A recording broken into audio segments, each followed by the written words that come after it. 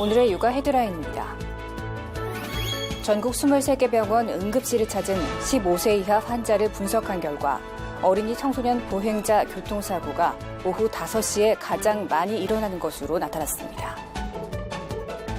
서울시는 미세먼지주의보 등이 발령되면 아파트와 고층 빌딩 등 민간 사업장의 비상 발전기 15,400대의 시험 가동 중단을 추진한다고 밝혔습니다.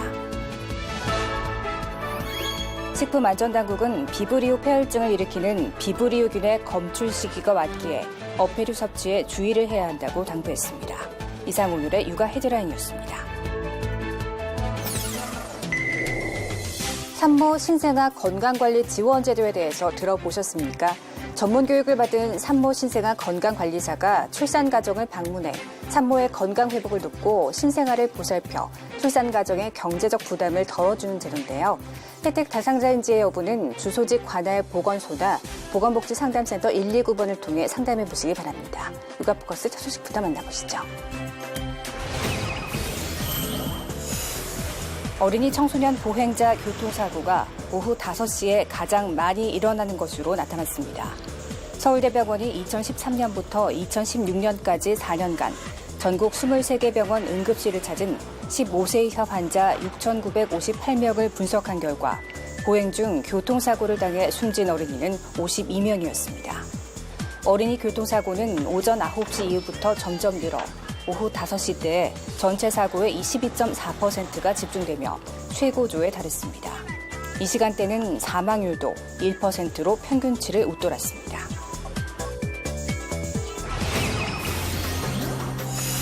서울시는 미세먼지주의보 등이 발령되면 아파트와 고층 빌딩 등 민간 사업장의 비상발전기 15,400대의 시험 가동 중단을 추진한다고 밝혔습니다. 비상발전기는 건물의 전원 공급이 중단될 때 비상전력을 공급하기 위한 장치지만 미세먼지와 초미세먼지, 질소산화물 등 치명적인 오염물질을 배출합니다.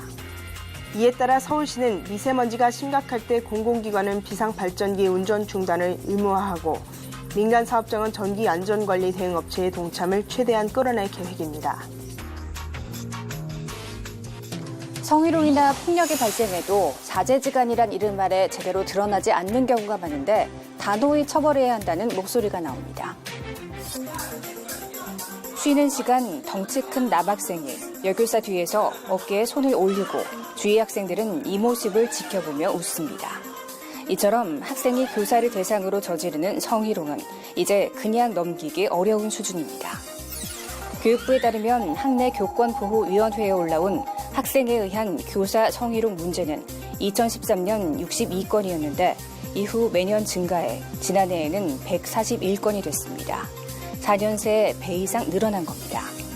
교사들이 정식으로 문제 제기하지 않은 경우까지 포함하면 피해 사례는 더 많을 것으로 보이는데 교육계에서도 엄정 대응을 요구하는 목소리가 나옵니다. 일반 사회에서 봤을 때는 분명하게 형법상 죄에 해당되는 것들이 버젓이 벌어지고 있고, 그런데 이제 학생과 교사라는 특수한 관계 때문에 교사들이 일방적으로 참거나 하는 경우가 많고, 교권보호위원회에 올라가도 전혀 적절한 대체 처방을 받지 못하는 경우들이 많이 있다는 것이에요. 성희롱뿐 아니라 학생이 교사를 폭행한 경우는 2013년 71건에서 지난해 116건으로 학부모 등이 교권을 침해한 사례는 2013년 69건에서 지난해 119건으로 늘었습니다. 상황이 이런 만큼 교권을 확실히 지킬 수 있도록 제도적 보장책을 강화해야 한다는 지적이 나옵니다. 문재인 대통령이 공공부문 비정규직 제로 시대를 선언한 지 1년. 벌써 2020년까지 목표치의 절반인 약 10만 명에 대한 정규직 전환 결정이 이루어졌지만 기간제 교사들과 강사들은 해당 사항이 없습니다. 이들은 고용 불안과 각종 차별에 시달리고 있다고 말합니다. 기간제 교사들은 정규직화는커녕 해고 사태에 지금 놓여 있습니다. 동일교에서 4년 이상 근무한 기간제 교사들이 해고를 당하고 있고, 그리고 해마다 신규 채용 방식으로 기간제 교사를 채용하고 있기 때문입니다. 기간제 교사들은 학교 현장에서 동일 노동에 대한 동일 대우는커녕 관리자에 의해 재임용이 좌지우지되고 있습니다. 그래서 정교사들이 기피하는 담임 업무나 학생부 지도 업무를 반강제적으로 맡아야만 합니다.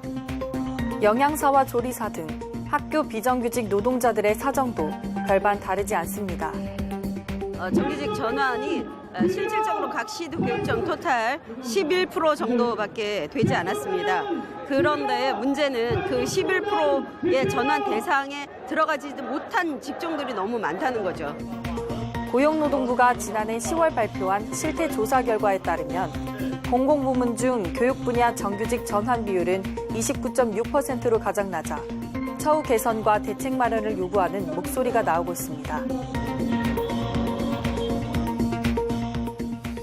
식품안전당국이 어패류 섭취에 주의를 당부했습니다. 어패류를 생으로 먹거나 덜 익혀 먹을 때 문제가 되는 비브리오균이 이맘때부터 검출되기 때문인데요. 이로 인한 대표적인 감염병이 비브리오 폐혈증인데 만성 질환자의 경우 치사율이 50%대입니다. 여름을 앞두고 해수면의 온도가 올라가기 시작할 때 비브리오균의 성장이 빨라집니다. 오염된 바다에 서식하는 비브리오균은 비브리오 폐혈증과 비브리오 콜레라 등을 일으킵니다. 지난해에는 비브리오 폐혈증 환자가 예년에 비해 이른 4월 말에 발생해 당국을 긴장시켰습니다. 식품의약품안전처는 온난화 등으로 비브리오균 검출 시기가 빨라지는 만큼 해수면 온도가 올라가는 시기인 이맘때부터 주의가 필요하다고 당부했습니다. 비브리오 폐혈증은 건강한 사람에게는 구토, 설사와 같은 증상이 나타나지만 면역 기능이 떨어져 있으면 사정은 다릅니다. 특히 간 질환자나 당뇨, 고혈압과 같은 만성 질환자, 알코올 중독자, 장기 이식 환자는 사망률이 50%대에 이릅니다. 혈류 감염을 일으켜 저혈압 등 폐혈성 쇼크를 유발하기 때문입니다. 특히 간이 안 좋으신 분들이나 만성 질환자들 같은 경우에는 감염됐을 경우에 사망할 수도 있는 그 정도로 이제 진행할 수 있기 때문에 여름철 끝날 때까지는 어패류나 그다음 생선류를 날것으로 먹는 거 상당히 주의가 필요합니다. 비브리오 콜레라는 국내에서 15년 만에 3명의 환자가 발생한 2016년 여름 이후 국내에서 발생한 기록은 없습니다. 하지만 방심은 금물입니다. 이들 3명의 감염 경로가 밝혀지지 않았기 때문입니다. 예방을 위해서는 어패류를 충분히 익혀 먹고 어패류를 씻을 때는 흐르는 수돗물을 이용해야 합니다.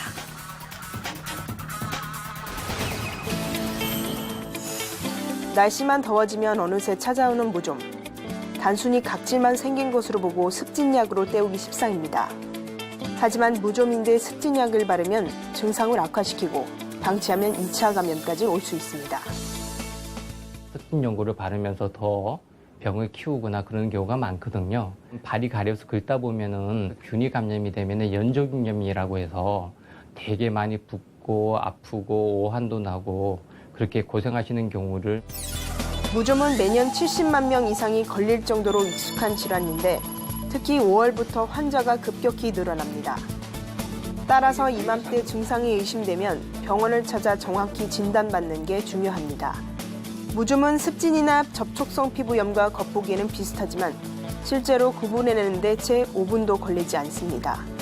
원인균에 따라 처방받은 약을 바를 때는 균이 퍼졌을 가능성 있는 범위까지 넓게 발라야 합니다. 또 겉으로 나았다고 해도 1주가량은 더 약을 발라주는 게 좋습니다. 재발이 잦은 무좀은 안 걸리는 게 상책인 만큼 예방을 위해 발에 습기가 차지 않도록 해야 합니다. 곰팡이가 감염이 돼서 생기는 거거든요. 그런 곰팡이들은 이제 눅눅한 습기가 많은 데를 좋아합니다. 그래서 어떤 젖은 수건이 있는 그런 공중 목욕탕이라든가 발에 위생 관리를 잘 하시고요. 이와 함께 편한 신발을 신는 건 기본이고 무좀 환자의 슬리퍼 등은 같이 쓰지 않는 게 무좀을 피하는 데 도움이 됩니다. 많은 학생이 다니는 초등학교 주변 통학로에 인도나 안전 펜스가 없어 학생들이 교통사고 위험에 내몰리고 있습니다. 어린이를 보호한다며 지정한 스쿨존은 위험존이나 다름없습니다. 경기도 안성의 한 초등학교 주변입니다. 도로 바닥이 붉은색으로 칠해진 스쿨존인데 차들은 쌩쌩 달리고 도로 양옆엔 인도가 아예 없습니다. 토지 소유주가 여러 명인데 연락이 닿질 않아 인도를 개설하지 못한 겁니다. 학생들이 주로 이용하는 교문 앞에도 인도가 제대로 설치되지 않았습니다. 두 사람이 교행하기도 어렵고 안전펜스는 물론 바닥 포장도 안 돼 있습니다. 인도가 없어서 차들이 쌩쌩 달려서 너무 무서워요. 인도가 없어가지고 아이들이 차길로 막 밖으로 나가고 해서 너무 위험한 상황이고요. 비가 오면 또 빗물이 고여가지고. 용인의 이 학교 역시 변변한 인도가 없어 학생들은 차들이 다니는 도로를 위험천만하게 걷고 있습니다. 이 학교는 그나마 국민권익위원회의 조정 결정으로 올 하반기 인도 개설 공사가 시작됩니다. 불법 주차를 하지 말라는 경고에도 불구하고 스쿨존엔 불법 주차 차량이 줄지어 있습니다. 학생들이 주로 이용하는 교문 앞 골목길은 주차된 차들로 통행하기도 어렵습니다. 맨날 이거 차가 여기가 옆에가 서 있어가지고 이쪽으로 가려면은 벽에가 붙어가지고 걸어야 합니다. 지난 2014년 이후 3년간 경기도 내 스쿨존 교통사고는 모두 304건. 부실한 스쿨존 관리로 어린이들이 안전을 위협받고 있습니다.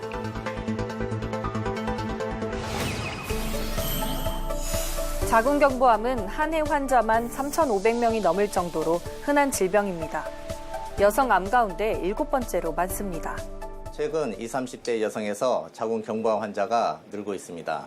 자궁경부암은 인유두종 바이러스에 의해서 발생하는데 백신이 나와 있습니다. 백신을 맞음으로써 자궁경부암을 예방할 수가 있겠습니다. 하지만 2016년부터 만 12살 여아에게 무료 접종을 하고 있는데도 전체 접종률은 50% 정도에 불과합니다. 2년 전 일본 도쿄대에서 백신이 뇌 손상과 마비 증상을 일으킬 수 있다는 실험 결과를 발표했기 때문입니다. 하지만 이 연구는 쥐에게 접종량보다 많은 양을 주사했고 뇌의 차단벽을 허무는 독소까지 같이 투여한 게 밝혀졌습니다. 연구 결과를 뻥튀기 했던 겁니다. 전문가들은 지금까지 접종 건수가 50만 건 넘었지만 중증 이상의 부작용은 없었다며 안심해도 좋다고 말합니다. 자궁경부암 백신을 맞으시더라도 100% 예방되는 것이 아니기 때문에 정기적인 자궁경부암 검사를 하시는 게 필요하다고 하겠습니다. 일부에서는 자궁경부암이 성관계를 통해 생기는 만큼 선진국처럼 무료 백신 접종 대상을 남성까지 확대하자는 주장도 나오고 있습니다. 2년 전 강남역 살인사건이 발생했던 화장실. 지금은 남녀 공간이 분리된 여성 안심 화장실로 바뀌었습니다. 서울 서초구는 여성 대상 범행을 막기 위해 강남역과 신사역, 타당역 등 5개 역세권 일대 공용 화장실에 비상벨 약 630개와 CCTV를 설치했습니다. 이 가운데 남녀가 분리돼 있고 입구에 CCTV가 설치돼 있으며 조명이 일정 조도 이상 되는 화장실 180곳은 여성 안심 화장실로 지정했습니다. 하지만 강남역 일대에는 여전히 낡고 불안한 화장실이 눈에 띕니다. 남녀 이용 공간이 분리돼 있지 않고 비상벨이나 CCTV가 설치돼 있지 않은 화장실은 절반가량입니다. 올해부터 바닥 면적이 2,000제곱미터 이상인 건축물에 남녀 화장실을 분리 설치해야 하지만 수백만 원 이상이 드는 공사를 소규모 민간 건물에 강제할 수 없기 때문입니다. 강남역 살인사건 2년이 지났지만 여성들은 아직도 불안에 떠는 게 현실입니다. 남녀 화장실이 붙어있는 그런 공중 화장실 가기는 조금 꺼려지고 요즘 따라 조금 남녀 화장실 간의 거리가 좀 있는 그런 화장실을 찾아서 가게 되는 것 같아요. 저도 약간 무섭고 경계가 돼서 공용 화장실을 써야 하는 남성들도 불편하긴 매한가지입니다. 아무래도 화장실이 이제 남자랑 여자랑 같이 쓰다 보니까 들어갈 때 좀 서로 민망한 것도 좀 있고 좀 불편하죠. 이제 들어가다 보면은 이제 여자분 계신 적도 많았고 서로 이제 눈치 보면서 막 나오기 급하고. 모두가 안심하고 쉴 수 있는 공중 화장실, 아직까진 갈 길이 멀어 보입니다. 경북 구미에서 나란히 숨진 채 발견된 20대 아빠와 돌진 아나들은 아사 가능성까지 제기되는 등 생계난을 겪은 것으로 추정됩니다. 앞서 충북 증평에서 4살 딸과 함께 극단적인 선택을 했던 엄마도 생활고에 시달렸던 것으로 전해졌습니다. 실제 한부모 가구의 월평균 소비 지출은 일반 가구의 절반에도 못 미쳤고 특히 의료비 지출의 경우 3분의 1 수준에 불과했습니다. 자녀를 홀로 키우는 미혼모나 한부모분들은 경제적인 어려움이 가장 큽니다. 올 하반기부터는 양육을 거부하는 친부모의 소득을 추적해서 양육비를 내도록 하고 운전면허 취소와 출국 금지 등의 조치도 내려집니다. 한부모에 대해 양육비 지원액을 월 30만 원으로 늘리고 소득 기준과 연령 기준도 완화하는 등 지원폭을 확대합니다. 그러나 이 같은 정책이 효과를 거두려면 찾아가는 복지 서비스를 강화해서 정책 접근성을 높여야 한다는 지적입니다. 가까운 지역주민센터에 자료집이 마련되어 있다든지 인터넷에서 검색했을 때 한 번에 그 모든 정보를 확인할 수 있도록 제공하는 등의 노력이 필요할 것 같고요. 혼인 여부로 아이를 구별해 표기하는 출생신고제와 다양한 가족 형태를 인정하지 않는 부계혈통 중심 제도도 정책의 실효성을 떨어뜨린 또 다른 요인입니다. 지난 5월 16일 자사와 경기도 평생교육진흥원의 업무 협약이 체결됐습니다. 양기관은 평생교육 및 지식의 활성화를 위해 이번 협약을 진행한다고 밝혔습니다.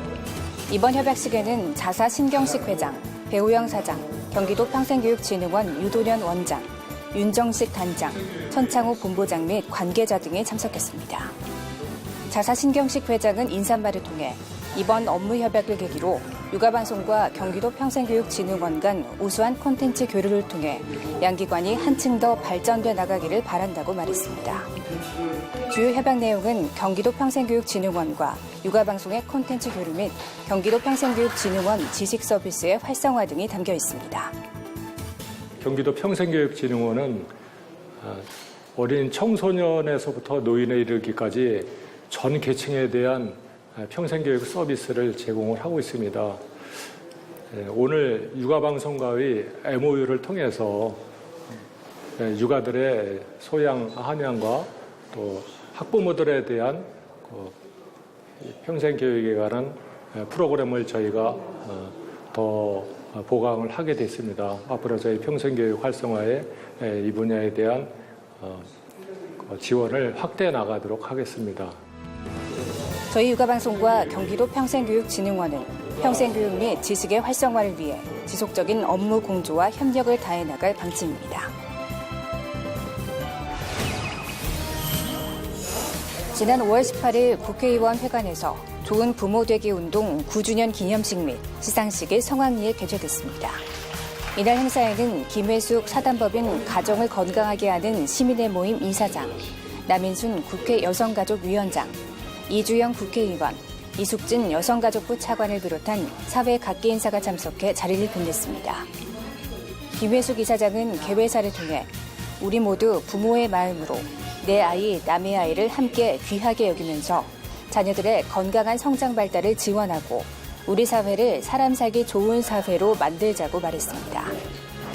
남인순 국회 여성가족위원장은 축사를 통해 좋은 부모상을 수상하는 모든 분들께 축하한다고 전하며 좋은 부모들이 지속적으로 발굴돼 우리 사회에 귀감이 될 수 있도록 해야 한다고 말했습니다. 이숙진 여성가족부 차관은 좋은 부모 되기 운동 9주년 기념식에 참석해 기쁘다고 전하며 좋은 부모들이 많아져서 우리 사회가 행복한 가정으로 가득 차길 바란다고 전했습니다. 이날은 좋은 부모 시상식이 함께 열렸는데요. 한국 사회에서 좋은 부모가 갖는 의미를 되새기기 위해 마련됐습니다. 좋은 부모 대상에는 장애를 갖고 있는 자녀를 잘 기르기 위해 특수 아동 지도를 공부하고 다른 부모를 도와 적극적으로 봉사활동을 하고 있는 김현숙 님이 수상했습니다. 이외에도 좋은 부모 7대 강령에 맞춰 신나는 부모상, 참교육 부모상 등의 7개 상에 대한 시상이 있었습니다. 이날 행사를 주최한 가정을 건강하게 하는 시민의 모임은 앞으로 좋은 부모들을 지속적으로 발굴해 사회적 귀감이 될 수 있도록 노력하겠다고 밝혔습니다.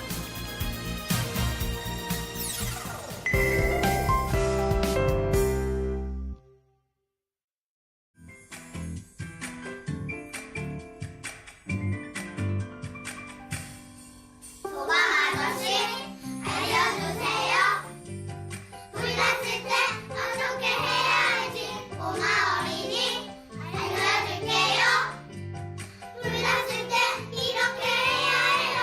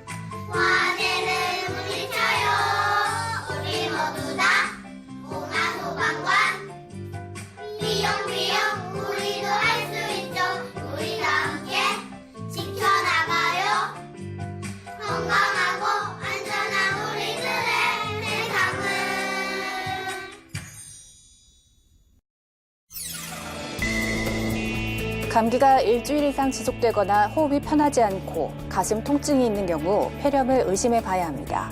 식욕 저하 등 증상이 다소 애매하고 보통 감기와 구분하기 어렵기 때문에 그냥 지나치기 쉬운데요. 폐렴은 어린이와 노약자에게는 치명적일 수 있는 만큼 반드시 의료기관을 찾아 진단을 받으셔야겠습니다. 육아포커스 마칩니다. 시청해주신 여러분 고맙습니다.